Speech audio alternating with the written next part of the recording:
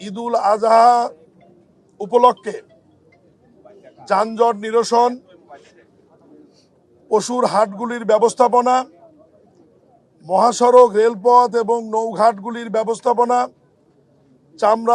চামড়ার ব্যবস্থাপনা, মূল্য নির্ধারণ সব বিষয়গুলি নিয়ে দীর্ঘ একটি সভা অনুষ্ঠিত হয়েছে। উক্ত সভায় মাননীয় প্রধানমন্ত্রী সকল ক্ষেত্রে কিছু অনুশাসন জারি করেছেন।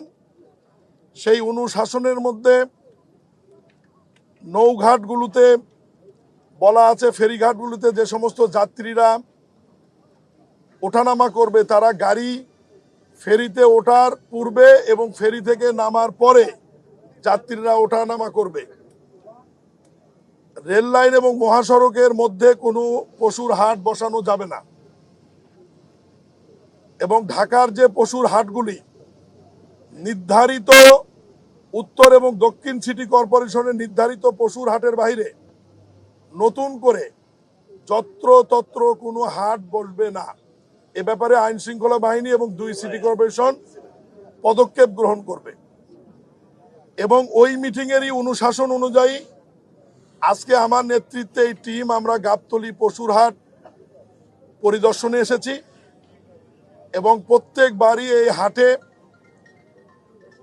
পশু ক্রয় বিক্রয়, নিয়ে যাওয়া নিয়ে আসা নিয়ে একটি বড় ধরনের যানজট তৈরি হয় এবং এই যানজটের ফলে ঢাকা থেকে শহর বা গ্রামমুখী মানুষ যারা পরিবহনে যাতায়াত করে তাদের দীর্ঘ সময় যানজটে অপেক্ষা করতে হয়।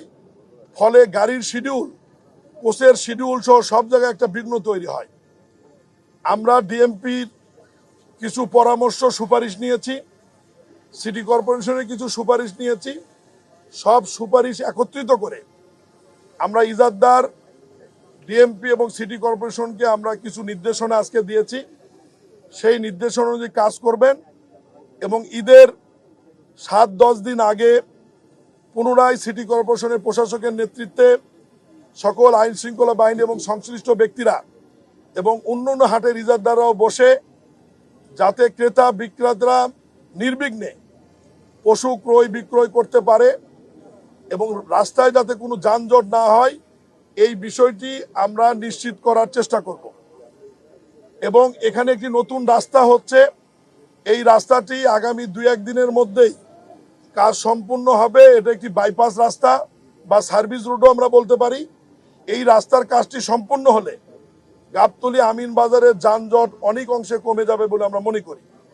পশুর হাটগুলোতে আমাদের সম্মানিত পুলিশ বাহিনীর পাশাপাশি সেনাবাহিনী, র্যাব এবং প্রয়োজনে অন্যান্য আইন শৃঙ্খলা বাহিনীর প্রয়োজন হলে সেটি আমরা মোতায়েন করব। বিজিবিও মোতায়েন করা হবে। এর বাইরে এখানে স্বাস্থ্য ক্যাম্প থাকবে।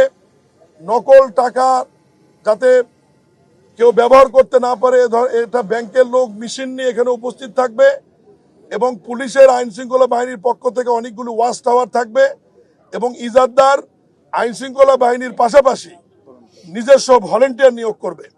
ফলে সব মিলিয়ে আজকে মাননীয় প্রধানমন্ত্রীর নির্দেশনা এবং অনুশাসন অনুযায়ী ওই মিটিংয়ের সিদ্ধান্ত অনুযায়ী আমরা আজকে এসেছি এবং মহান আল্লাহর ইচ্ছায় আমরা আশা করি যে আগামী ঈদুল আজহার যে পশুর হাট এবং দেশবাসীর ঢাকা ছেড়ে যাওয়া এবং আসার রাস্তাগুলি যাতে নির্বিঘ্ন থাকে এ ব্যাপারে আইন শৃঙ্খলা বাহিনী সহ সংশ্লিষ্ট সকল মন্ত্রণালয়, বিভাগ আমরা সজাগ আছি, থাকবো।